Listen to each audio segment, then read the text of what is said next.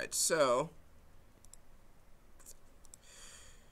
we're talking about gobos. What a gobo is. Let me just do this. So gobo is an image that you can put into a light and project. And this is a very common thing in theatrics, right? So imagine your still life scene, right? It's not that hard to imagine. Like if you went and you look at this scene here, and you're trying to show, like, oh, it's out here, but how would I show that this is underneath a tree, right? Would I have to model an entire tree, make all the leaves, texture map it, do all that stuff, or could I just show that it's underneath the tree by casting the shadow of a tree on it? And that's where a gobo comes in.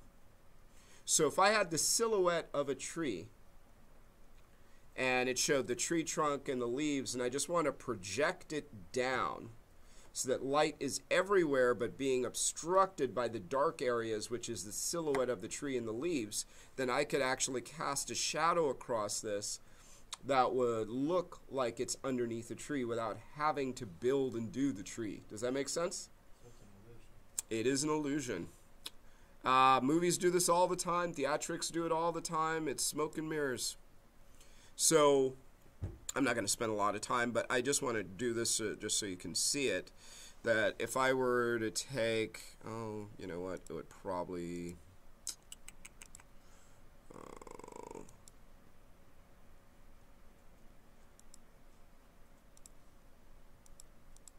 come on, man. Really? You're not doing that? It's acting weird. Okay. Gobo tree. Let's see if we could just do that.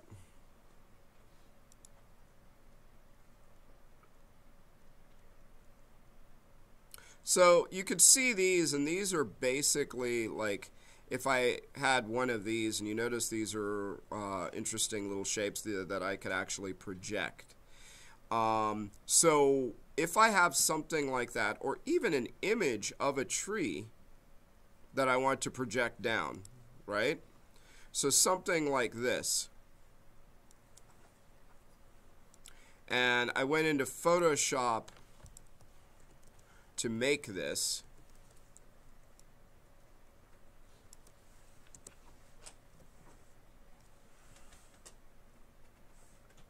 Just so we could see. And this one may or may not work. Let's just see if I adjust my levels.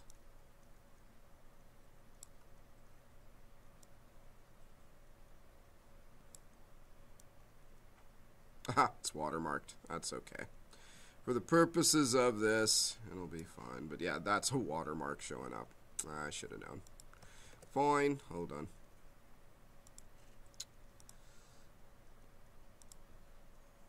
It's a little simplistic. Just want to show something that could actually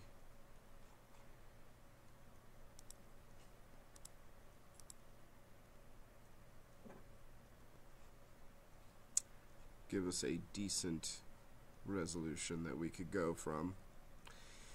And once we actually have it, fine, we'll take you.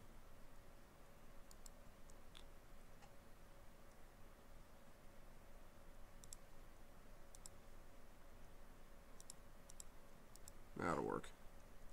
Copy, go to Photoshop.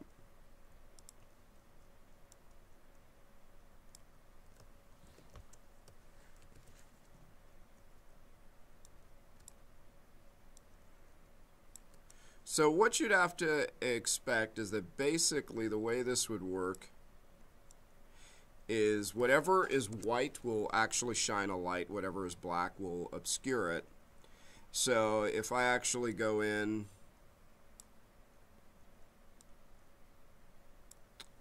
And the reason I'm doing this is so I can get rid of that little circle on the outside. This would fit into a light that you're actually casting. That's why it has the little circly thingy there. I think that'll be fine right about there. Control-Shift-I. Delete. And then I could just adjust the levels a little bit. So let's just say it's something like this, right?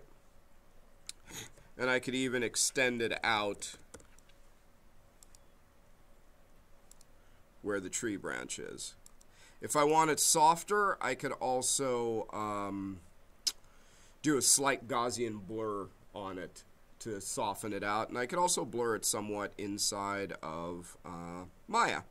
But if I actually take this and I do File, Save As, and what project was I working in? It is,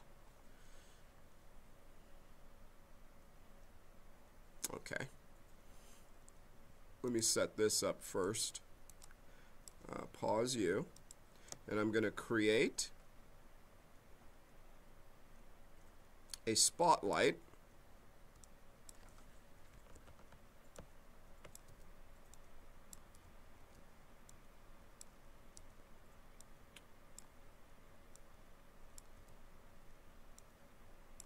There we go. That's cooking. So let's say we had something like this, right? This spotlight shining on it like that.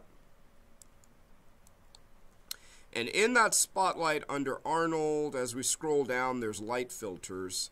And you could see gobo, barn door, light blocker, or a decay. So I'd say I want to put in a gobo. Boop. And now it created this little gobo node. And there is the file that you would plug in.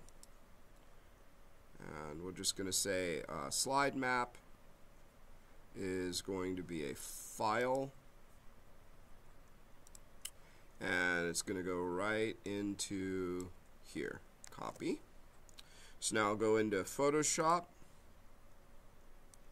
plug that in. And I want to save this. Let's save it as a targa, and I'll just call it tree underscore gobo.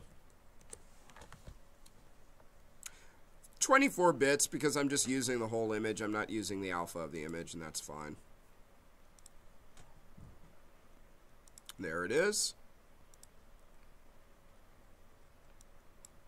Okay, let's see. So it's in there. Now I got to go back. Density. Increase that.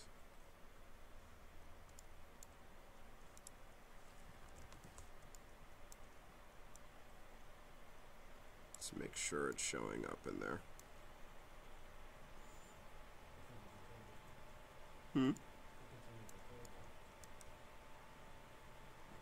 It should be projecting everywhere. I may have to just double check that.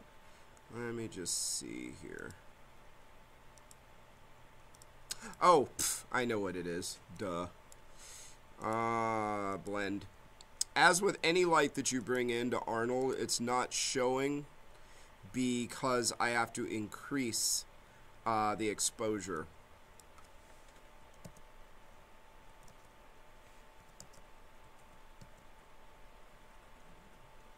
Okay, oops, and I have to invert that, obviously.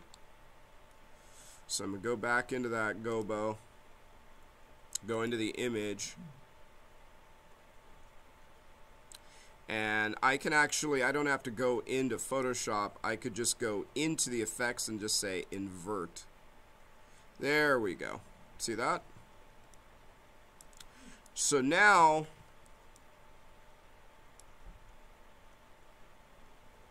and if I increase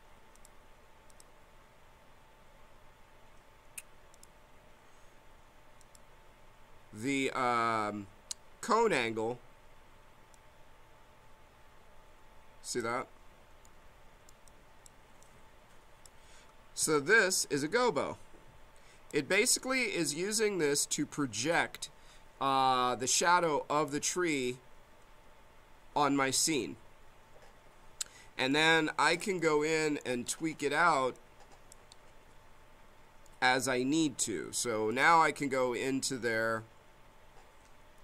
and I could actually, you know, make adjustments that I'd wanted. This is like rough and dirty, just so you could see it, but I can add, do I want to replace, add, subtract, mix, blend, and what is the density of it?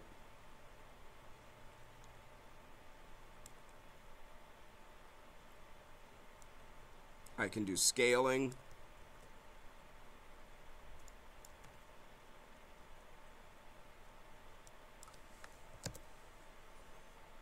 And right now it's clamped as opposed to it mirroring or actually trying to tile or anything like that. But check it out. So see?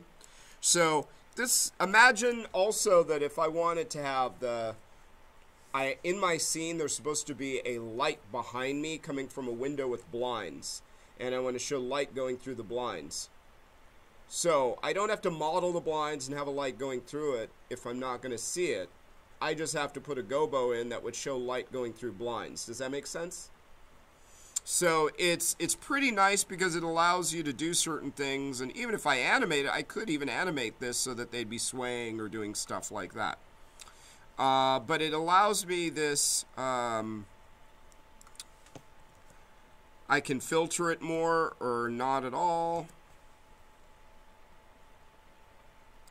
But it allows me to just basically be able to have a light and just literally cast shadows that I might want. And depending on the intensity of that light, rather in this case, the exposure of it, see, as I start to increase that, it starts to change how much I'm going to see its effect.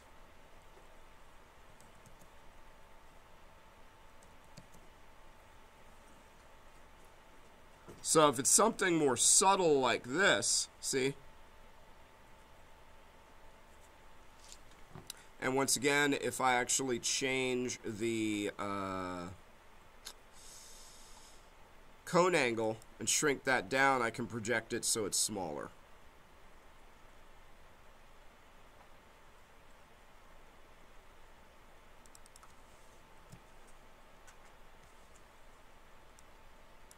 But that's what a gobo is. Does that make sense? So it's a good way of being able to project certain shadows and project certain things onto a surface, onto a floor, onto a wall. Imagine if I had a stained glass window or something like that. See? Yeah, because the spotlight is focused.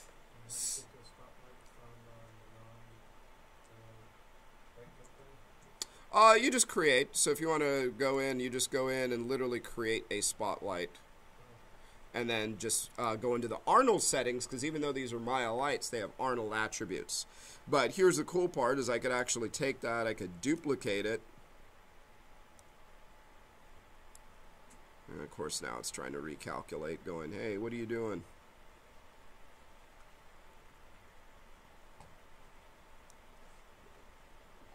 And now on my duplicate, I would have to bring it back in, because it only is going to duplicate the light, not the filter plugged into it.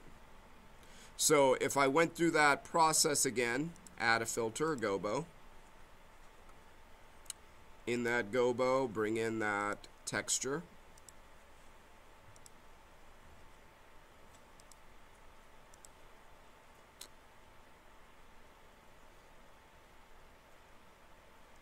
Actually, that's looking kind of cool.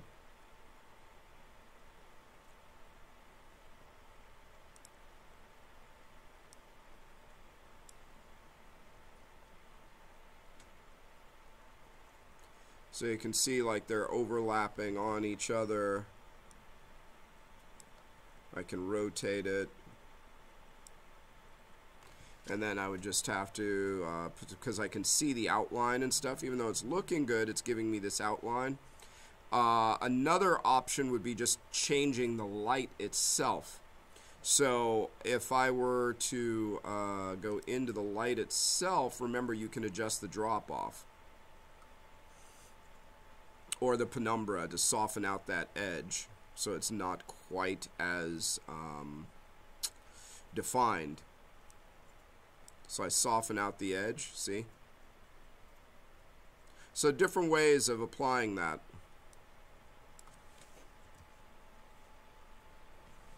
I could even do a drop-off. See?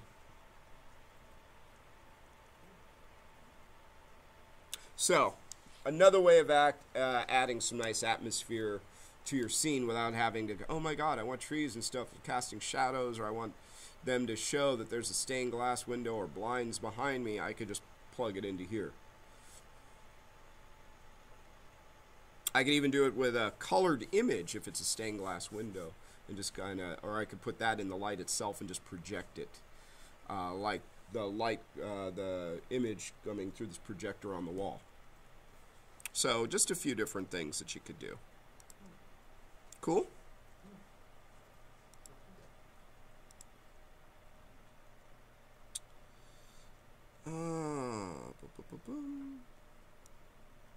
Christian. This is looking good. Same thing with the wine, just maybe adjusting the settings. This one looks like light's passing through it more than this one. So,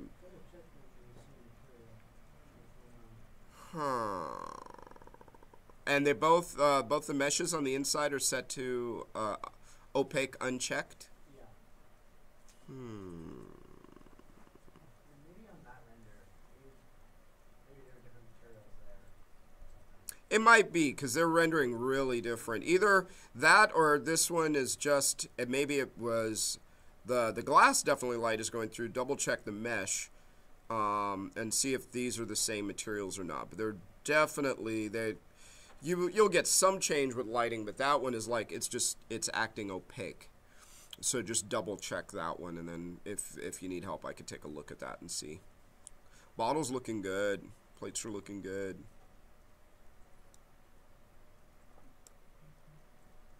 Cool. And yeah, and the noise is just the settings and the render settings, which if you crank it up, it'll smooth it out in the subsurface scattering, but it will also take longer to render. So, you know. 'Tis what it is.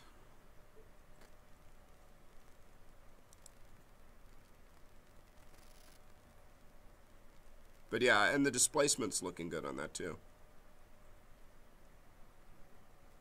Cool.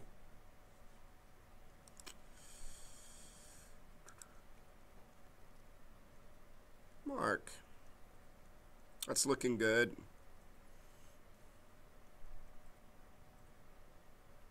Got the cherries in. Yay. Yeah, this is looking good. What you could continue to do is that same thing that we did a little bit with, or that I was showing in Substance. Huh? Where right now it's like, this is a procedural material, right? So the only problem with that is, of course, a procedural, you don't need UV mapping, but it projects all the way through it. So it's almost like it is UV map just going in one direction. So what I might do to kind of tweak it out, there's a way of you duplicate the material and the shading network, and that means it'll make a duplicate of the material and everything connected to it. And then if you apply the duplicate to faces that would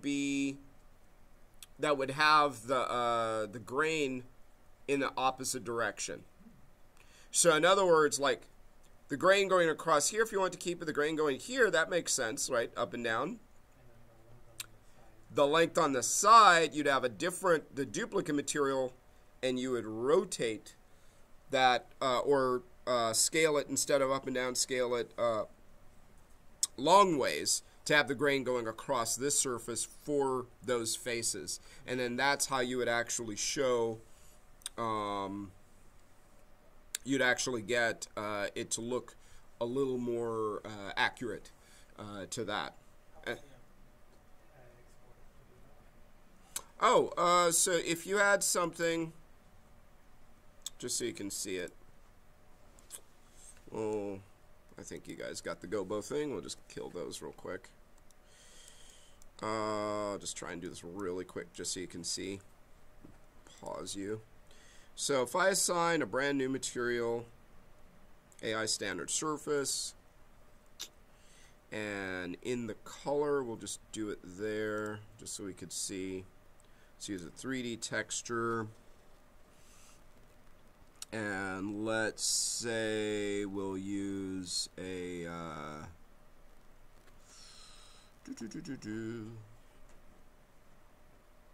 yeah, why not? We'll just use a cloud texture. And what I'm going to do is I'm just going to kind of tweak the color here like that. That looks actually kind of neat. And I'm going to grab that placement node. And I'm going to scale it long ways this way. See? So what you can see is on certain ones, and depending on how much I scale it, we're getting this grain going in this direction, right? However, for areas like this, it's not working right. So if I look at it on the top and on the side, and we have the grain going long ways, that makes sense. But it doesn't make so much sense where the grain should be going up and down, right? So what I want to do is say, ooh, I like this, I just don't like how it's applied here. So I'm going to go to my Hypershade render perspective. Let me pause that render so it's not going to take frickin' forever. And I'm going to take this material, select it, close this up real quick, and I'm going to expand it in here. Graph material on selected objects, or this. There we go. So here's that material. Pretty simple, straightforward, right? I select this one, and just so it's easier, I'm going to say AI would on the underscore X, and I think that's the X, that could be the Z, but we'll get the idea. So the X axis, it's going left to right. So I'm going to select this shader, and in my Hypershade, I'm going to go to Edit, Duplicate Shading Network. And that gives me this duplicate X1. So it's an exact duplicate of the original with all the nodes connected to it. And I'm just going to call this one AI Wood Z. Okay. Oops. Didn't hold.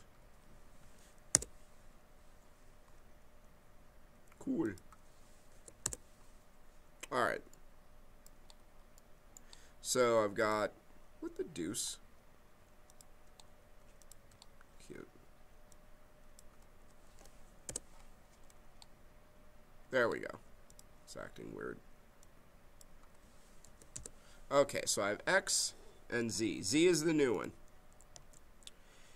So I decide which faces I want to put Z. Actually, I guess it would be more accurate to say Y, because it's going up and down. Moment. Okay. So go to face mode, select these faces that I want to go up and down on. And I'm going to shift period to grow the selection.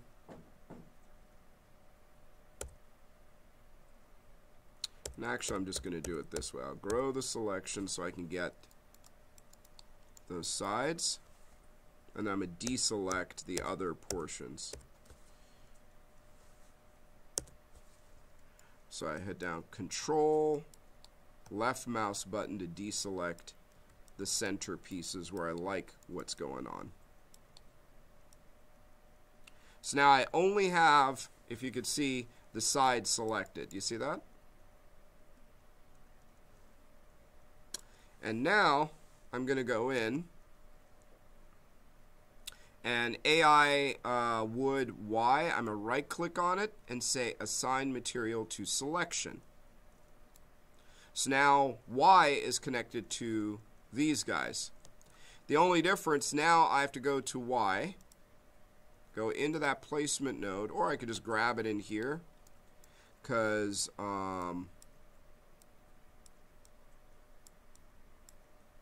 this is the placement node for Y. And what I want to do is just rotate it 90 degrees so it's going up and down. And now if I go in, let's just see what that looks like.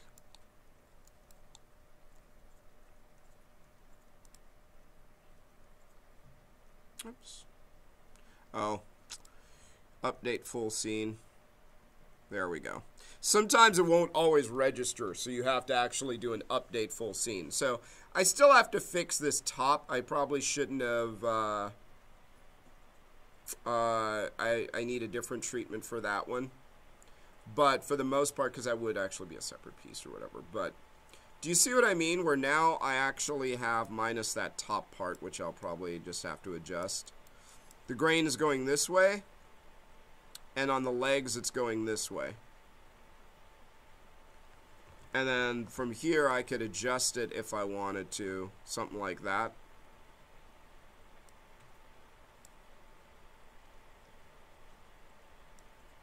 And then just adjust it however I want it. And do the same with that placement node for the top one.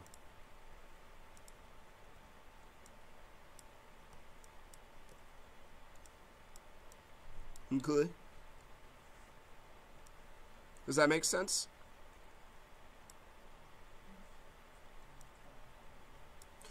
So all you're doing is you're just duplicating, instead of like, oh man, I have to remake that whole thing. If you got a material, you just want a different variation of it, just duplicate it with the shading network. And then that way you can just tweak out that one piece. Cool? So try that out and see if that works.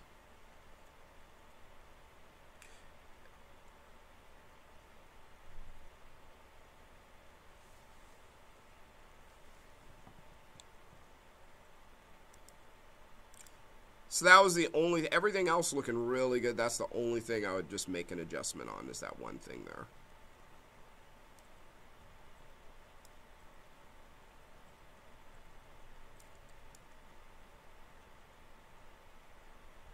And this guy is definitely coming along. Those changes helped a lot.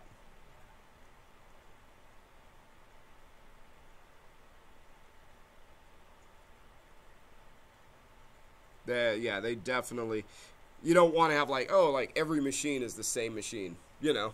So varying that up, not, you know, I would even go so far as like some of them, maybe the back is straight and others, and that way it'll, you want to vary them.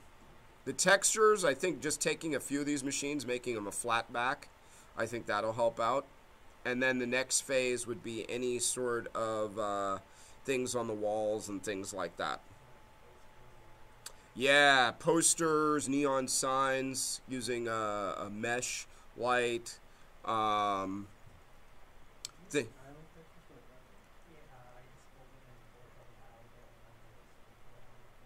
Cool.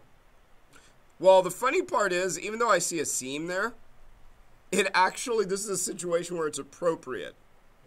And it's appropriate because a lot of times they have like cables underneath the carpet and all this other stuff.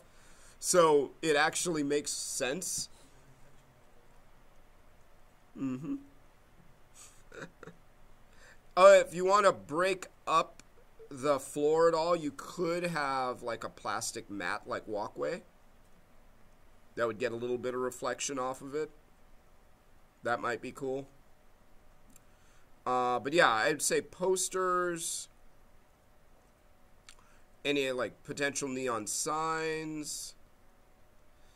Your ceiling is really high, so maybe anything that would come down that we would see, or something that's different up here. Mm-hmm. You could even have like a base to the wall that's like hip high going around to kind of vary it up. If you want this place to look like more futuristic, it could be like a metal thing going around, and that's just the style of it. Cool. Douglas. Cool, this is coming out good.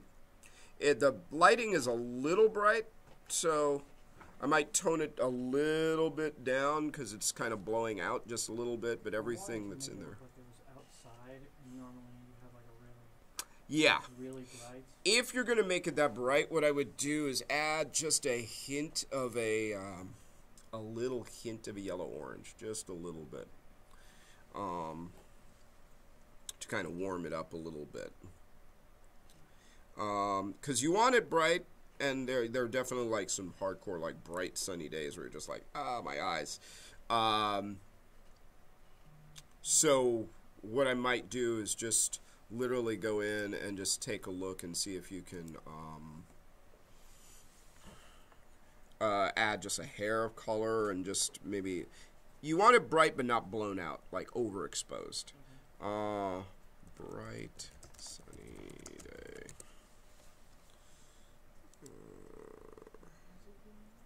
Somehow I knew that song was going to come up when you searched it. Of course.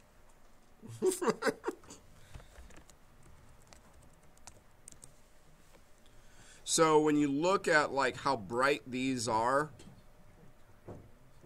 you see it is bright, but you still have contrast to it. So you want to have that. So maybe it might just be adjusting, keep it as it is, but just adjust your exposure and your gamma to give a little more contrast to how bright it is. It also looks better looking the other way because my light is right up there. Gotcha. And I'm looking this way in that image, so I'm looking directly at where the sun is looking.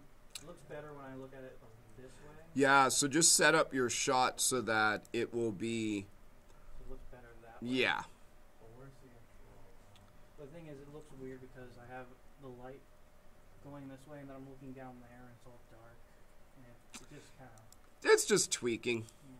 Yeah.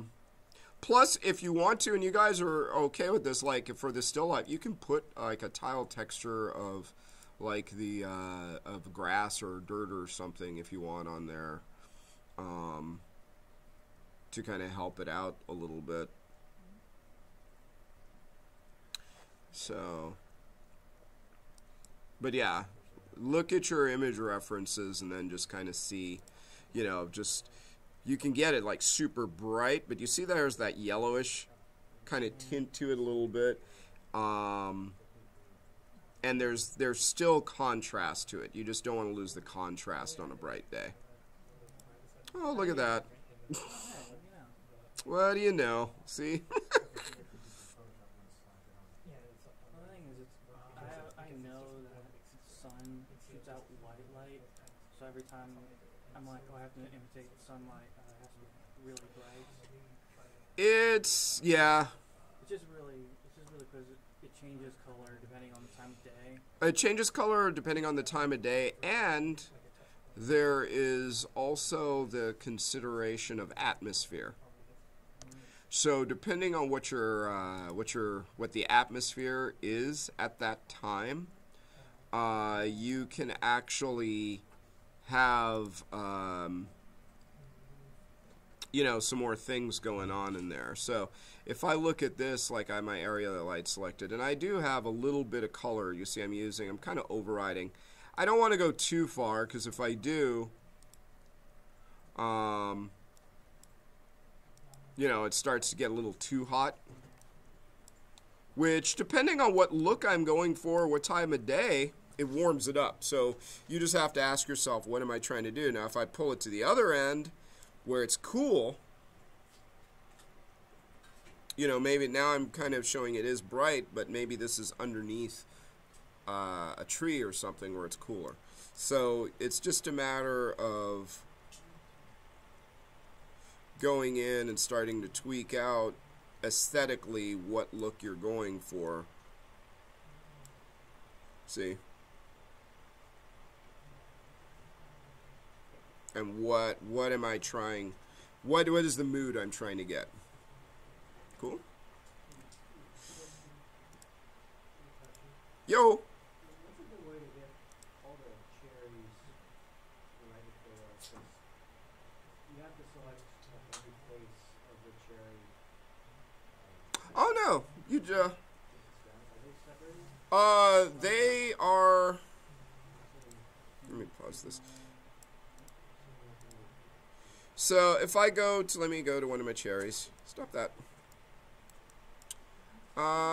What I would do, so for one, if you select these guys, let's minimize you. You could separate them and then group them back together. The stems technically are separate pieces, so the way I would, or the way I approached it is, let's say I just went here and I grab a face of each of the cherries, just one face. You see that? And then shift period to grow the whole selection to select all of them. And then I could right click, assign new material,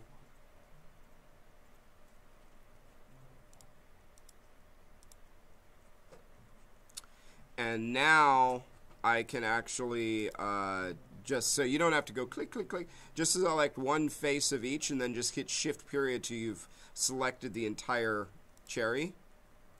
And now you can go in and say, oh, you know what, maybe I'll start off with something that is more of a, whoops, yeah, that's right.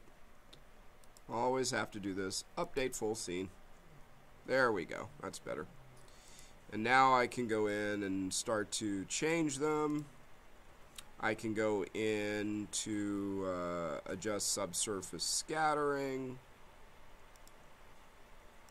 and turn that up. And here, because they're a little more dense, I'd give them a nice dark.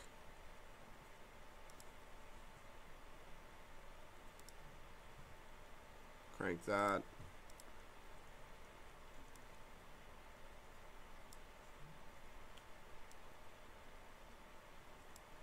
Of course, they are not that reflective.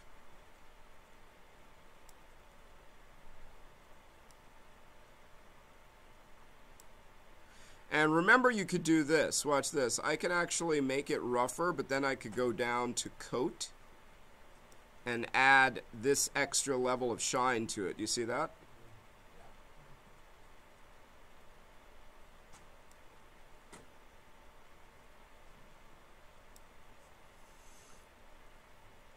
Now, one other thing, just so you could see, I'm going to show you something kind of neat.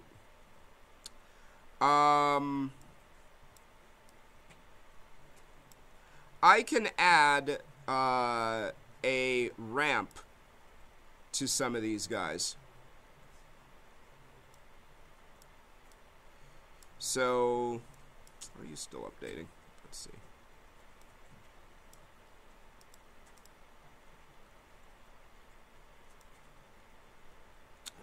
So, just so you can see, if I go in and I'm going to add a 2D texture of a ramp. So we have this.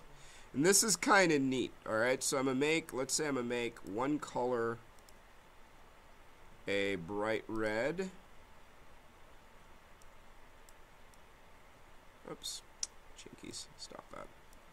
So I have this ramp that's transitioning, and I can change the color and add different colors that it segments to.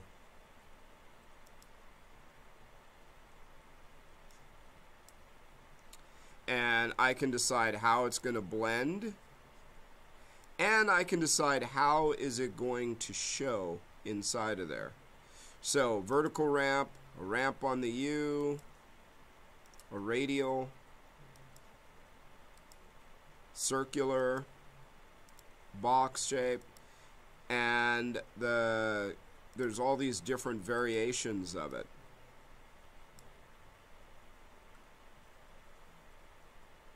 And the cool part of that is, let me go back into that texture and make this here. Do you see how I have a little more control over that, of how the color is transitioning?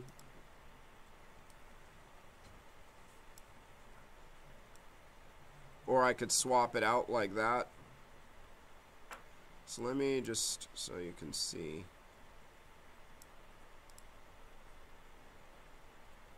Now if I took that ramp or a variation of it and plugged it, Gesundheit, into the subsurface scattering, then I could actually control how the subsurface scattering is going through certain areas of it. So it makes it just a little bit more interesting.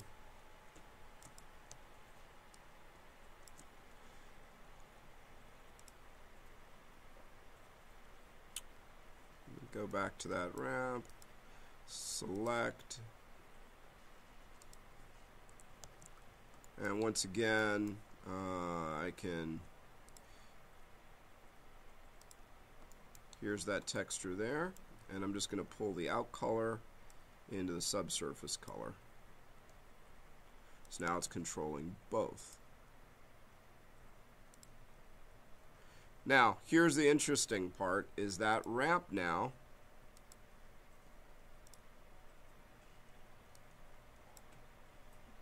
is controlling color transition to it. Do you see that?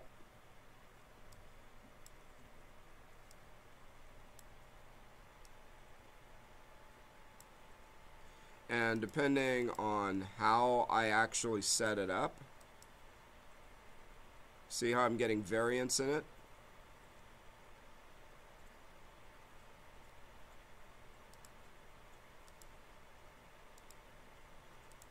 So this is a nice quick way of adding a little bit of variance to your textures, where it's the exact same material, but you'll notice it's different.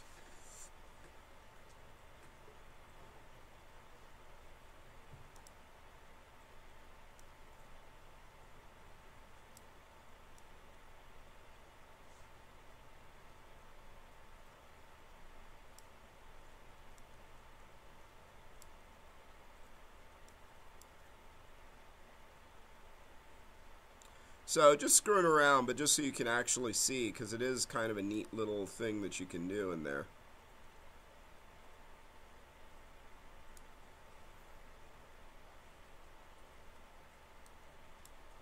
And then I just assign that to a lot of these different ones. But yeah, I can just go in now and just really tweak out.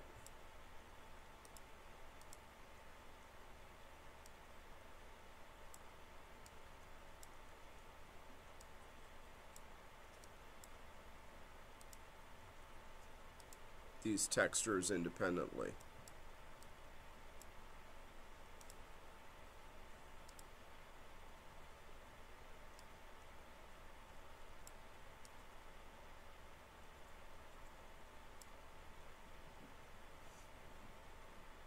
And literally just kind of go in and make whatever adjustments I need.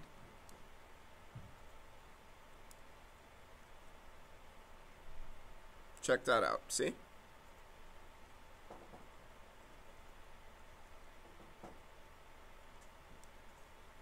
So what you guys probably have noticed is that there's a bit of R&D, a little bit of trial and error when you're doing some things. And that's really part of your job when you're doing this stuff, is to try and make stuff work.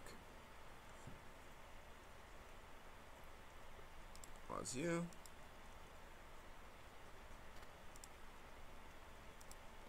Cool. Christina. This is coming along. I like this.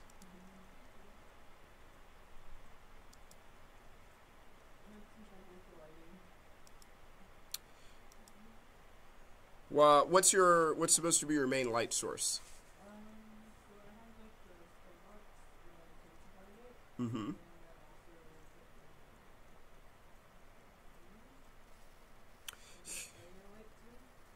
Here's what I might... Are you using a light portal at all? I would use a light portal for the window, so it'll focus in a little bit more. You might also try... let me see if I have... File... Set project...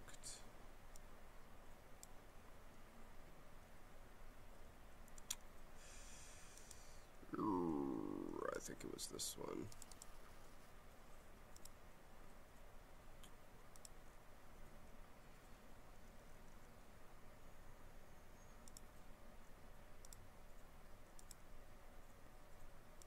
Just going to use this one as an example.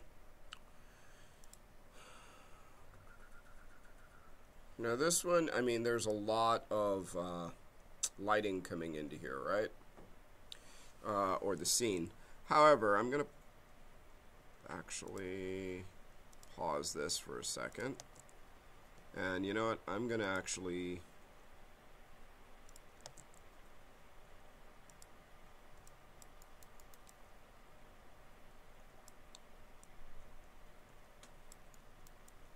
I'm going to do a few things. I'm going to take that light back here, and I'm going to tell it, okay, illuminates by default. Oh, it's turned off. It's weird. Hold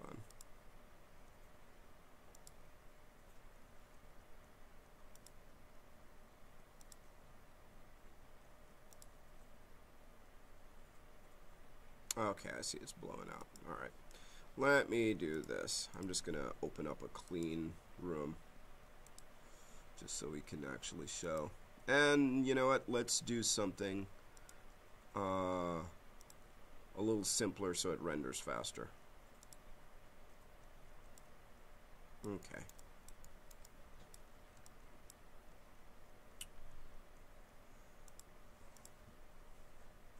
Okay.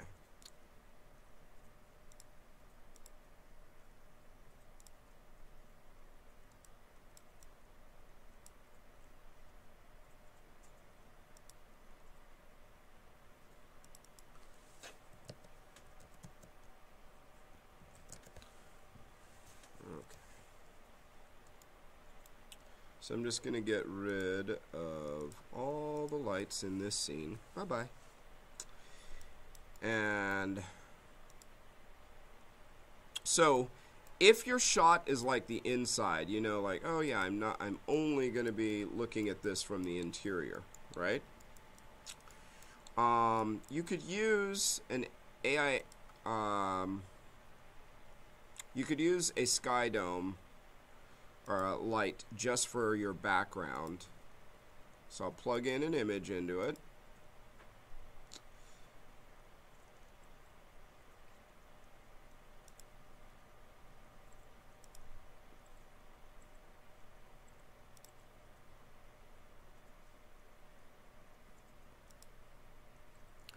But what you'll notice is that it'll take a second for it to calculate that large file.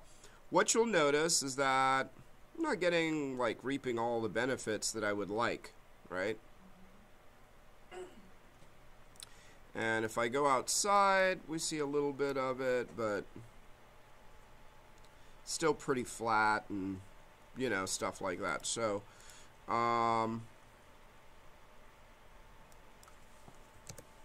what I'm going to do with this guy is I'm actually not going to... I'm going to use it, but I'm going to tell it do not illuminate by default. So we're just using it as a background image. I'm going to make sure, yep, there's the sunlight right there.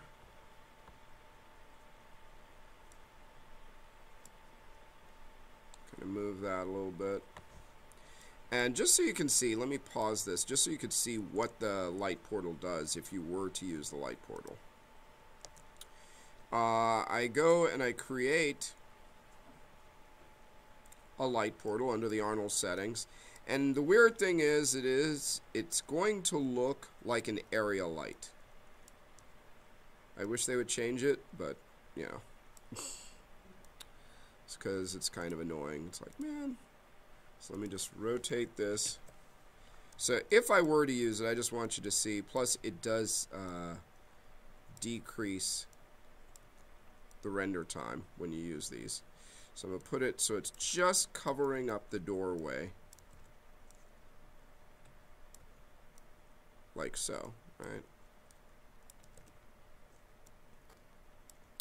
And if I were to put that there, just like that, and I were to turn that sky dome back on, what you're going to see is that outside it's still going to be pitch black, except for right here where the light is shining through that portal. And then when I get inside, notice the lighting is a lot more accurate now.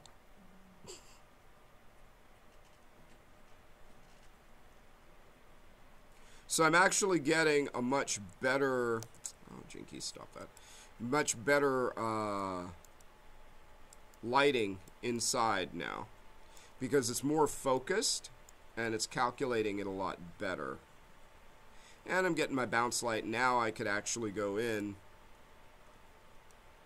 and start to tweak out a few things to get some better lighting in. Now, what I might do, that's one way. The other way is I could actually select, let me just say we use that as a backdrop, which means I turn off illuminates by default, so we're just using it as a backdrop.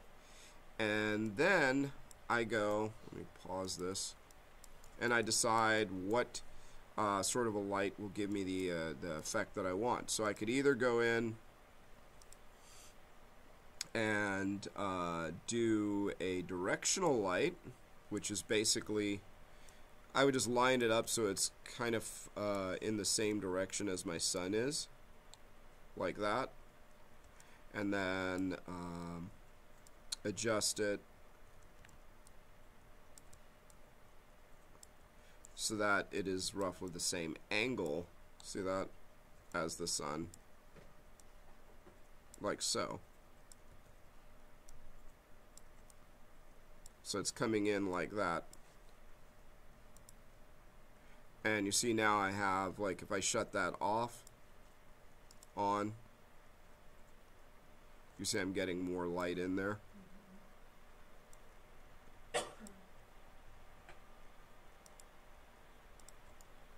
So it's giving me this nice light in here. And you notice, here's something else that you might notice with this. I don't have as much noise as I did before. You notice that? There's some, but it's not, it's a lot cleaner.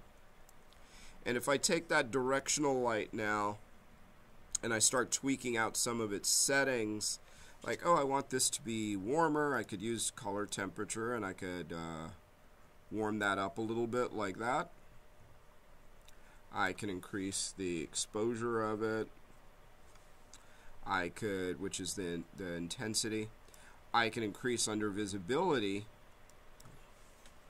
if I increase the indirect lighting. See that?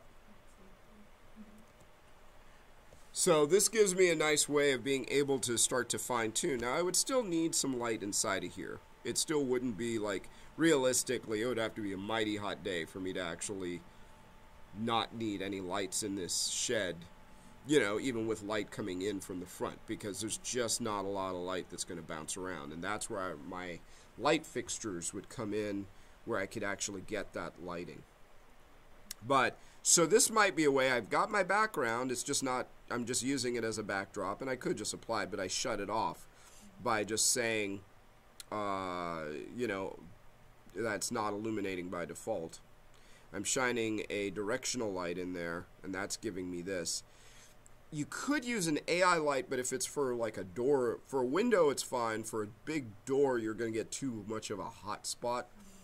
But just so you can see that difference, so this is with a directional light.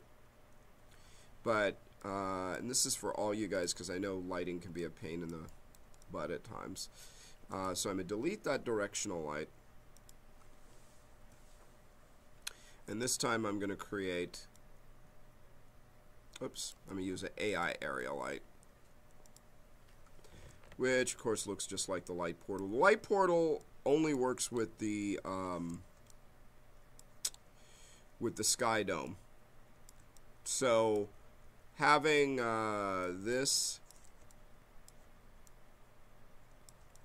there we go. Oops. Let's shrink you down a bit.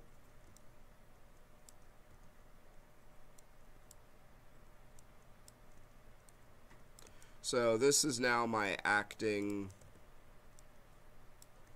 sun, right? This one here. So I'm going to go back in, I turn that on, and you see it's not doing anything, and that once again is because, remember, we have to increase the exposure.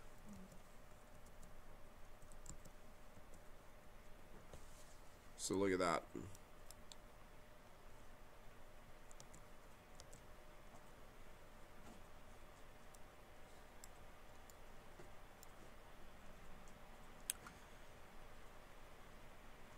So this is from that AI area light. That actually doesn't look too bad either. This is what it looked like before. Do you see that? So this is giving me a softer shadow that's kind of going out. See? Just by default. And then I could go in and I could tweak this out. I could change the temperature of it, start to warm it up a little bit if I wanted. And that's actually giving me a pretty good, see the difference? Pretty good lighting scheme that way. And then I could do all the same things. Increase the directional or indirect lighting if I want. Or really, like I said, you're just going to put in an interior light source of some kind. But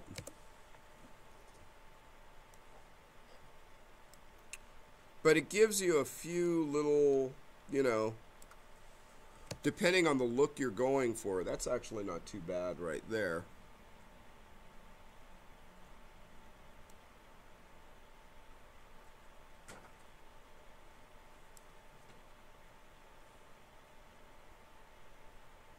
Where I could start to get that resolution or that detail in there. That's not looking too bad.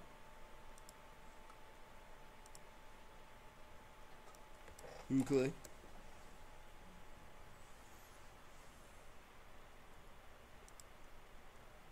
As well as I could just cool it off to match a little bit. That actually works. Cooling it off a little bit to match the outside.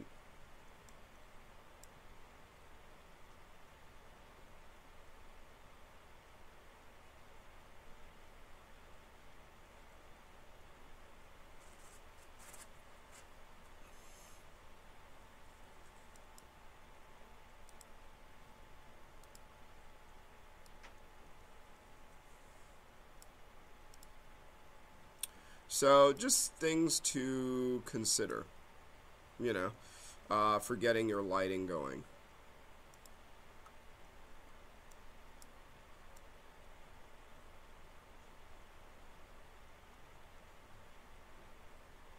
Now, if I add this last thing, I'm in the image that's in the skybox, and I went under color balance, color gain, and I gave it a little more of an orange tint just by going into here. Of that file, and now I could go in to that area light and cool it off or warm it up a little bit. So now it matches a little bit more.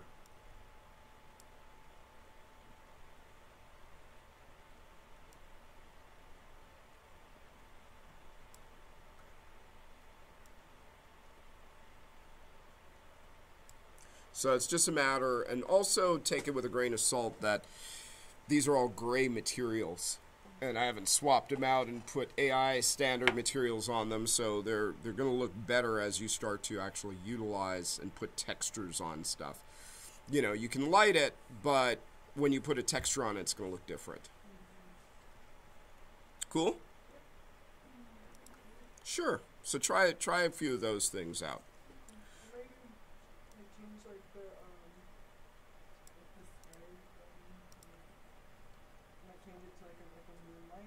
Yeah. Yeah, I think a moonlight would work out well. So that should actually adjust it. And then the other thing I would say, just be careful of some of your texture resolutions where you want them to all look sharper. And if they're like some are blurry and some are sharp, it just means that either you need a higher resolution texture on that model, or maybe make the UVs larger when you paint the texture, so make sure there's no negative space. So you can get a nice crisp texture. And then the last thing would just be that thing we talked about, wood and grain. Like taking those UVs, rotate them if you can, if it's like a ton, so that they go the long way for wood. Cool? Yo. Can you make a sky dome image? Ah, good question. Can you make a sky dome? Yes, you can. Grab like an image of a plane, Yeah, I mean, there's several ways of doing it, and there's a lot of videos on them, but basically what you need is a panoramic shot. So if you do a 360 picture, and, you know, one that goes, you know, totally around, then you can make a sky dome for it. You just have to get, you know, there's a lot you can download, which are really nice, but if you're, excuse me, trying to get like a specific, hey, I'm trying to get this exact, this is awesome, then yeah, you need a panoramic image that you can actually either stitch together, and there's different programs and things that you can utilize. And if you want it to be a true HDR image, there's a thing online that you can go to called HDR Shop. I believe that's it. HDR Shop. And yeah, it's a download. And what it is it actually helps you to make an HDR image. And the high dynamic range is like all the different, it kind of runs this image through different settings and different brightness to actually generate these. That's why HDR images are so huge. They have all of this lighting information. So you can actually light a scene just with a regular image. It's just an HDR image is going to give you a more accurate representation, and they tend to be larger. But if you go to hdrshop.com, there's you'll see that you can actually download and get the manual, and it's a graphical interface where you can actually create it from images. The other thing is, if you can also use it as just a flat backdrop, but you're only going to get the lighting from that one area. So, you know, you basically do it to what you want to create, that kind of stuff. Cool? So do you have to take a picture of a panoramic view, or can you paint one? Well, you'd want a picture. Okay. Yeah, because the whole idea of HDR is that it's realistic. It's realistic lighting. So you wouldn't get all the levels of color and brightness that you would get with sunlight and different light bouncing off certain objects and certain levels of color and contrast. If you have a recent phone that does HDR images, then you can capture HDR images and stitch them together and then run it through the program to get it.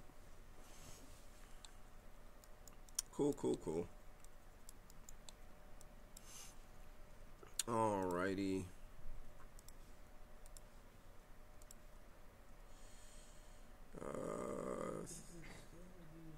Painted image as a sky dome, right? Hmm? As a sky dome. The painted one, not a. Yeah, You can use whatever you want as a sky dome. Now, it also depends. Are you using it as a backdrop? Am I using it for lighting? Am I using it for both? You know, but yes, you could paint an image and make it as an image. The only thing you have to think about is that paintings tend to have more saturated colors in larger groups and areas, whereas in real life you have, if I zoom in and look, there are tons and tons of pixels of different colors and variances of value that you're going to be a little harder pressed to get in a painting or a digital painting. Yeah. So it would basically, you could do it. It might be really cool. It would probably turn out being very stylized looking. I'm just thinking because I've seen like video games that have that kind of a painted sky dome around them. Yeah. So I'm just wondering if that actually works. It works. They may not be using it. They're probably not using it to light the scene. They're using it as a backdrop.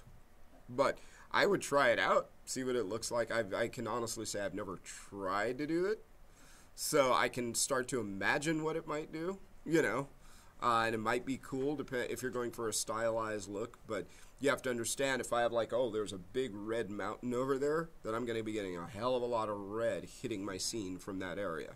So that's just something to consider. This is looking good. Ah, that came out good. It's hard to see because of all the noise. Oh, I know. It's just a render thing. Sort is hard to do for like rendering the right light to hit it. Does it have to make it metallic? Put a chrome. Start with a chrome base. It looks very weird at the edge of it, but I think it's because it's a triangular shape at the edge. Possibly. And then just think, like with this one, what's your focal point and where do you want people to look? Like, you know, what's my main thing? This you may, depending on how it's put together, I might change the angle of the wood grain. Maybe, maybe not. I didn't really know which way it would look best, whether it goes up or down. It kind of just depends. I mean, it could go up and down. I mean, it's big enough, or I should say it's small enough that you could have it going up and down. But you don't want a piece to be too big with the grain going contrary to the length. So just, I might like mess around and kind of see. The other thing I would say for this one, some other things you probably would want to add, chair. Yeah. So I didn't have time to model a chair, unfortunately. We still have a few weeks. So, and you guys are going to continue, even though we're about to change modes pretty soon to start working on character stuff.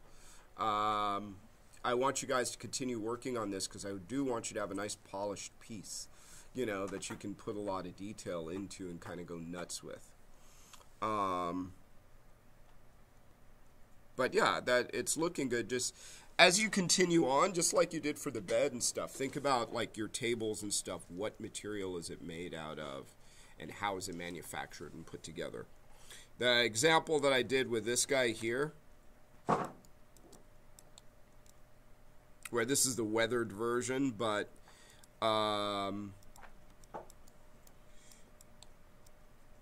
my idea now, this is the weathered, it's seen things, man, you know, stuff has happened, but that there's a glass inset that has gotten smeared and cracked and coffee stains and little handprints and scuffs all over it, that it's weathered on the corners and the edges, which is where you would get most of the indents and scratches, and it hasn't been very kept up very well, so it's starting to get some rust on the materials, maybe too much moisture in the area and they didn't wipe it down and stuff like that, and some nicks where a chair or something, you know, bounced up against it.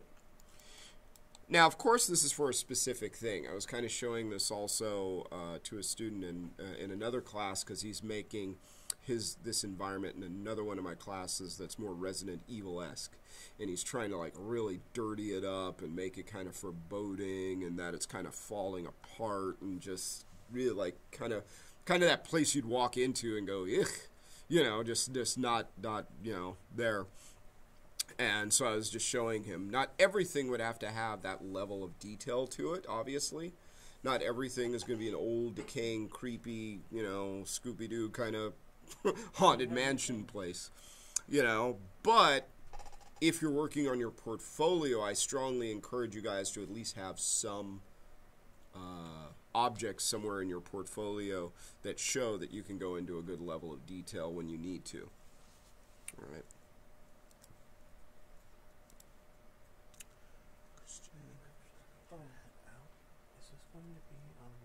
Yeah, I'm going to put the YouTube videos up. Is it okay if I email you some questions that I have Sure. in regards to tiling and other stuff that I have? Yeah, absolutely. Okay. Is there anything I can answer now, or you got to run? Okay. I also have other images for my renders, but I don't know if you want to look at them because they're just close-up versions of the other surface. Oh, you have already seen them. Cool. Mm-hmm. I must have just forgotten. Sure. We'll have to leave in like 30 minutes, so I thought I'd just remind you. Okay. So it No doesn't problem. look like I leave unexpected. No, it's okay. And you posted? Well, I'm gonna get to that. Okay. I'm gonna try to finish it then post. Okay, cool. Because I'm still. Record this too. So I applied an Arnold AI standard surface, and let's just update that. So if I go here right now, this is just the default of what that character is like. Now, I can either go through the preset and just set it to glass, but he's still not going to be entirely, even though he's showing that way, I have to select that mesh, and I have to tell that mesh in the attribute editor under Arnold that it's not opaque. And let's just do an update full scene. So now light, it's going to pass through it properly down here.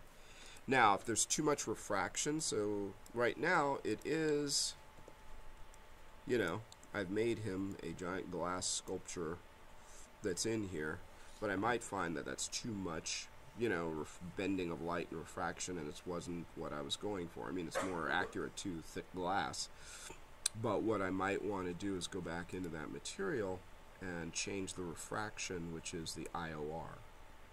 So if I start to adjust that, which you'll start to see, you see how it's affecting how much light is bending through the object. Mm-hmm. So depending on how much I adjust it, see, is how much it's actually bending through it. If you try the preset, this will happen for some people for some reason, depending on what version of Maya they have, and it doesn't do it as glass, you go to transmission, and that's what's making it light go through it. So if I go here, it's solid. When I increase the transmission, that's how much light and how much I can see through it. Boom, goes through it, see? Okay. And if I want to tint it as glass, I'd change the color of the transmission. So I could actually tint it, see that? Mm-hmm. As a tinted glass, and then the lighter that color is, the more light will actually pass through it, like that. That's for like if you're coloring the bottle, right? Yeah, so if I'm coloring the bottle, I wouldn't change the color in the base because it's a transparent surface, or at least partially. What I would do is I would tint the color or change the color of the transmission so I could actually see it. And this is how I would actually go in and start to make it, and you can see it affecting the color based off of that, and then I could change the depth of it, see that? Mm-hmm. So basically based off of the depth, it's changing the color as it goes through it. See? Okay. For doing that scene, what assignment would I be turning in if I finish it? So you need to post, pause it. Boink.